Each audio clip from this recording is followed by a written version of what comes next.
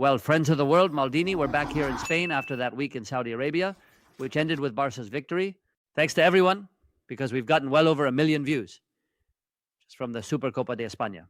But well over 1 million views between the semi-finals, the final, etc. But what I want to talk about is the topic of Carlo Ancelotti. I want to talk about the topic of Carlo Ancelotti. What's going on with Carlo Ancelotti? What could happen from now on? He should be dismissed. I'm going to be clear. He should be dismissed or not dismissed. Carlo Ancelotti, what would happen if he were dismissed? Carlo Ancelotti, would it make sense for Carlo Ancelotti to be dismissed? The first thing I have to say is that, well, first I want to know your opinion in the comments, of course. First, it really feels like the door might have been open for Carlo Ancelotti's departure, because of course it's raining on wet ground. This defeat for Real Madrid is especially painful. Especially painful, friends of the world, Maldini, because we're talking about a Carlo Ancelotti who has conceded 9 goals against Barca in the last 2 matches. Because of course it's raining on wet ground. This defeat for Real Madrid is especially painful. Especially painful, friends of the world, Maldini, because of course we're talking about a Carlo Ancelotti who has conceded 9 goals against Barca in the last 2 matches.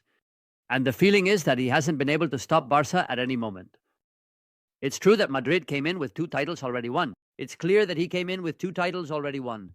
The Intercontinental Cup against a very weak team like Pachuca, and Supercopa Europa against Atalanta in the first official match of the season. But of course, if we analyze a little more deeply what the results for Real Madrid have been, we'll realize. It says that, right? Madrid is second in the league. That's right. Madrid is still alive in the Champions League. They're alive in the Champions League, but they're having a terrible Champions League for a team like Real Madrid in the 6 matches.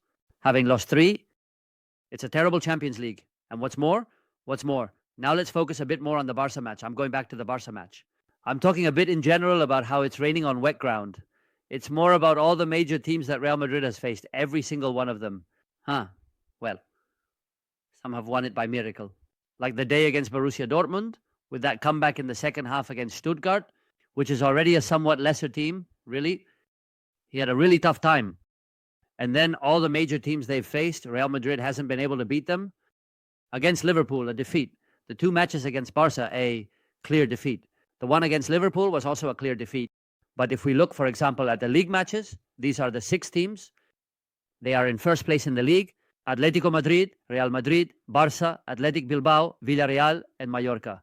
Madrid has only beaten Villarreal. They drew against Atletico de Madrid. They clearly lost against Barca in the league. And another match, they lost at San Mamés against Athletic Bilbao and drew in Mallorca. Of the 6 top teams in the league, Madrid has only beaten Villarreal at the Bernabeu. That's an undeniable reality that no one can dispute, because you just have to look at the results. Obviously, then, besides that, Madrid isn't doing well, but it's not all Ancelotti's fault. It's not all Ancelotti's fault. It's something I also want to analyze in depth. It's not all Ancelotti's fault.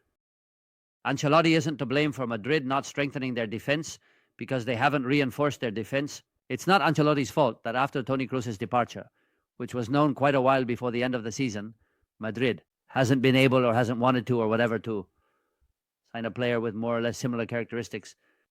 Ancelotti, and he said it in an interview recently, is convinced that in the end football tends, and he might have a point, leans towards a much more physical style of football, and by building a midfield with Tchouameni, Camavinga, Valverde, and those kinds of players, Madrid can continue winning the Champions League and keep winning the league and keep winning titles. Time will tell. What is evident is that matches like the 2 against Barca, without a player like Toni Kroos, that at some point, I'm not talking about Kroos has retired, that's fine, but a player, even if they're not as good, but in a similar style, Toni Kroos. Now there's been talk about Tchouameni. I'm not comparing them, obviously, but a player, an organizer, a creator in midfield, even if it's in a central role, capable of calming the game down a bit, of giving it a little more pause. That's what Madrid needs at many moments, and Madrid wants to play something different. When I talk to these players, and I've also mentioned, I didn't mention Jude Bellingham, but I want to mention Jude Bellingham. What's happening with Jude Bellingham? You can't ask for more from him. Friends of Mundo Maldini, to Jude Bellingham, you can't ask for more from Jude Bellingham. Jude Bellingham is scoring a lot of goals again. The thing is, he's under a huge strain.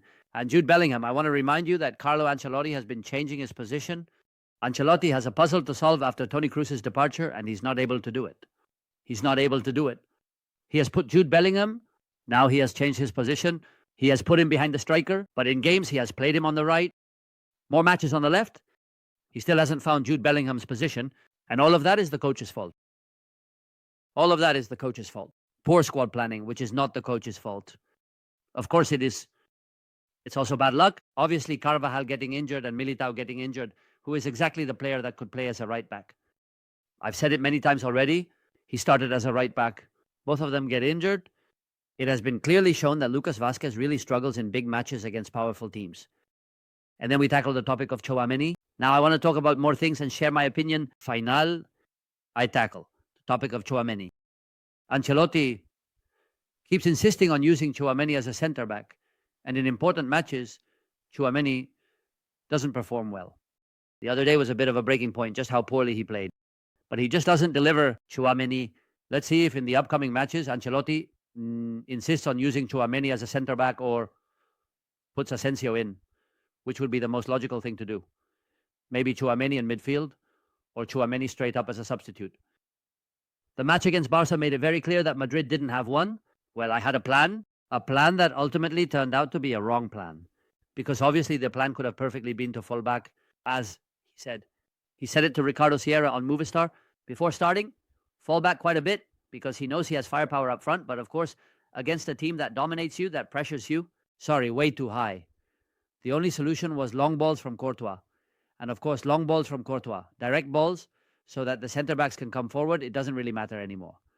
At that point, it really limits their ability. To the space that Mbappe and Vinicius have, Mbappe, by the way, had an amazing game. Vinicius was terrible. Now, if you want, let's talk a little bit about Vinicius. But the problem was in the second half. In the second half, Madrid, playing against one less player, dominated. Because Barca allowed themselves to be dominated. It's obvious, but we didn't see any established plan. It's hard to know what style the team is playing. Last season, a true miracle saved him in Manchester. Remember that match? And in the end, they ended up winning the champions. A miracle saved him in Manchester. That day, I did understand why he had to play so defensively, because Manchester City was much stronger with the ball, and he had no choice but to play that way. Exactly. But the plan isn't going to work all the time. The retreat, looking for pace, that's not going to work all the time, and it didn't work this time. In this match, Madrid was once again thrashed. Like I said, everything is coming together, but the reality is that Madrid, even though they're still in the other competitions, of course, that's a given. In this match, Madrid was once again thrashed. As I said, everything is coming together, but the reality is that Madrid, although it is alive in the rest of the competitions, of course, the Champions League is bad for Real Madrid to lose 3 of 6 matches. Against big teams, they haven't competed. Real Madrid hasn't competed against any of them. Against the big teams so far, they haven't measured up. Real Madrid hasn't measured up against practically any of them. Practically against none of them. Somebody won it. Yeah, the one against Dortmund. Okay, but coming back in a heroic way. But practically against none of the big teams. Really important ones that Madrid has played against. He won the match. Have you seen the example from the league? Only Villarreal. Now, Real Madrid has 3 home matches, which in theory are quite favorable. What happens is that, as it stands, Celta is coming next Thursday to the Bernabeu for a single match. Watch out for that game. If there's a disaster and Madrid gets eliminated, let's see if that could be the last one. Ancelotti, I don't rule it out, but normally Madrid should win those 3 matches. Celta. Anything that Madrid doesn't win in these 3 matches would be a disaster. Celta in the Cup, Las Palmas in the League, the 3 at the Bernabeu, and Salzburg. I'll be commenting on the match on Movistar in the Champions League. That victory, if Madrid wins against Salzburg in the Champions League, logically, it definitely smooths over the tough time in the Champions League, where Madrid has been frankly poor. And now let's get to the topic I was telling you about. I mean, there are a lot of people starting to call for Carlo Ancelotti's dismissal. It wouldn't be crazy, and I don't think it would be madness. Not at all. I mean, I think Ancelotti, this season, Madrid doesn't have a plan. It's not really his fault either. But of course, if Ancelotti leaves and Solari comes in, it seems like he would be the interim until the end of the season. Then we'll see.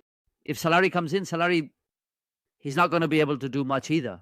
Honestly, he won't be able to do much with such a short squad in key positions. Lateral, central. Center backs that aren't working. He can't do much more than what he's doing. Making Carlo Ancelotti leave would be a way to try to reactivate the team. And I'm going to mention Vinicius. He's a fantastic player. I'm not going to be the one to discover that now. But in the kind of football that Ancelotti wants, which is very work-intensive and physical, everyone has to defend. I'm saying it again, everyone has to defend. He is a fantastic footballer. I am not going to discover it now, but the kind of football that Ancelotti wants, it requires a lot of work, very physical.